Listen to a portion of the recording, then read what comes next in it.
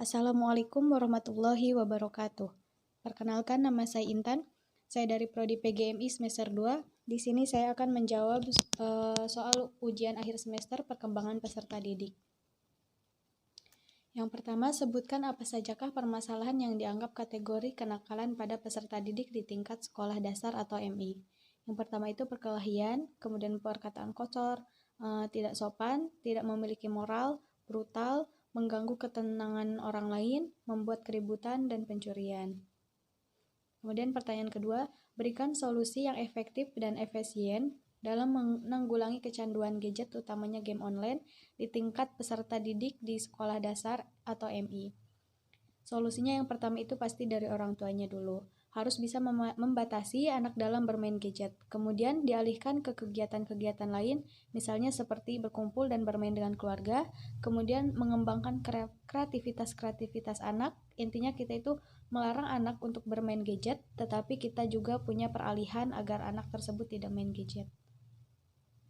Pertanyaan ketiga, bagaimana cara Anda menyelesaikan permasalahan perbedaan minat dan bakat peserta didik yang muncul di dalam kelas yang sama? Pada dasarnya, memang setiap anak itu berbeda.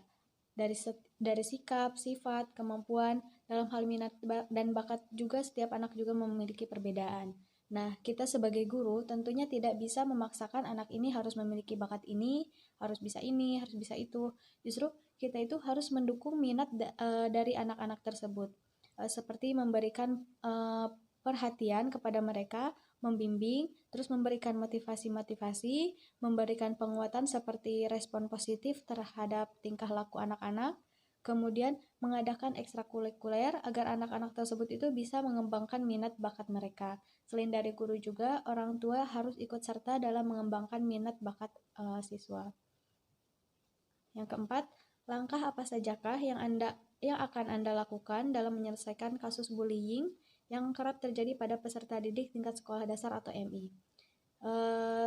Ketika ada seorang yang memberitahu bahwa dia itu dibully, tanggapan yang saya lakukan yang pertama itu tanggapi kejadian itu dengan serius, kemudian hargai dan berterima kasih kepada siswa tersebut karena telah melapor. Kemudian yakinkan kepada siswa itu bahwa bukan kesalahannya. Kemudian tunjukkan empati, membantu anak yang dibully untuk membela dirinya, bahwa dia bisa mengatakan tidak suka jika dikerjai oleh temannya. Kemudian tanyakan kepada anak tentang apa yang dapat dilakukan untuk membuat dia merasa aman. Kemudian cara menghadapi anak-anak yang menjadi pelaku bully. Yang pertama itu dengarkan cerita versi mereka, soroti perilaku yang tidak pantas dan tidak dapat diterima, dan ingatkan mereka akan aturan dan pedoman anti-bully yang dibuat di tingkat sekolah. Kemudian bantu mereka dengan memahami alasan dibalik perilaku bully mereka. Kemudian tunjukkan empati dan kasih sayang dengan membagikan perasaan anak yang dibully. Kemudian terapkan konsekuensi tertentu untuk membantu mereka belajar dari situasi ini. Konsekuensi yang diberikan harus berhubungan dengan kesalahan mereka. Tetap menghormati anak sebagai pelaku, masuk akal dan logis, serta dapat diterima untuk mengajarkan anak agar berperilaku lebih baik. Kemudian anak harus memperbaiki kesalahan, misalnya dengan meminta maaf kepada anak yang dibully, melakukan sesuatu yang baik padanya agar dia itu merasa lebih baik. Kemudian menghargai dan mengenali segala perbuatan perilaku yang positif, termasuk mengakui kesalahan. Kemudian jelaskan bahwa untuk menerima hak di kelas atau di sekolah, mereka harus mematuhi peraturan. Kemudian bicaralah kepada orang tua mereka dan saling menyetujui rencana agar berbuat baik. Benar, apa yang harus dilakukan jika menyaksikan kejadian bully? Yang pertama itu tanggapi segera dengan melepaskan atau memisahkan anak-anak dari satu sama lain. Pastikan semua orang itu tetap aman. Jika diperlukan, minta guru lain untuk membantu.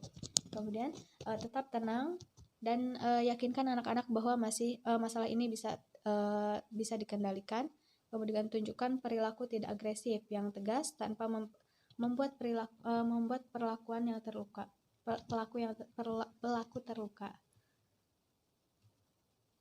Kemudian apa yang bisa kita lakukan di sekolah untuk melawan bully? Yang pertama itu tingkatkan kesadaran di antara anak-anak. kemudian tekankan perilaku yang baik, empati, dan capaian prestasi bersama di sekolah, kemudian latihan guru dan staf sekolah tentang bagaimana mengatasi bully, kemudian libatkan orang tua dan siswa dalam meningkatkan kesadaran dan cara mengambil tindakan yang disepakati terhadap bully. Yang kelima, jelaskan apa sajakah materi perkembangan peserta didik yang telah dipelajari dan dari pertemuan awal hingga pertemuan akhir yang dapat diterapkan di sekolah. Materi yang telah dipelajari dalam satu semester ini mengenai yang pertama itu perkembangan peserta didik sebagai cabang psikologi perkembangan, yang kedua konsep perkembangan, yang ketiga faktor-faktor yang mempengaruhi perkembangan, yang keempat faktor perkembangan fisik dan psikomotorik peserta didik, yang kelima karakteristik perkembangan kepribadian peserta didik, yang keenam itu karakteristik perkembangan sosial anak-anak menuju remaja, yang ketujuh itu karakteristik perkembangan kognitif dan bahasa anak-anak menuju remaja. Yang kedelapan, karakteristik perkembangan moralitas dan keagamaan anak-anak menuju remaja. Yang kesembilan itu karakteristik perkembangan kemandirian dan karir anak-anak menuju remaja. Yang kesepuluh itu isu dan permasalahan anak-anak menuju remaja serta implikasinya. Yang ke-11 permasalahan anak-anak menuju remaja.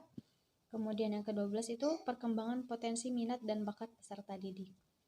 Mungkin itu jawaban dari saya, kurang lebihnya mohon maaf. Wassalamualaikum warahmatullahi wabarakatuh.